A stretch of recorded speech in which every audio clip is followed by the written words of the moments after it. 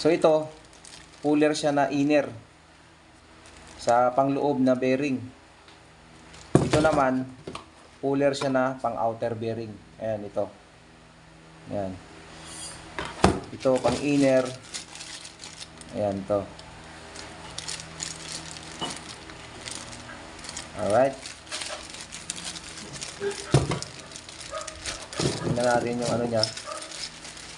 Yung material. Tanggalin natin sa plastic. Okay. So, mukhang okay naman siya. Ayan, natatanggal yung kanyang ano sa dulo. Ayan.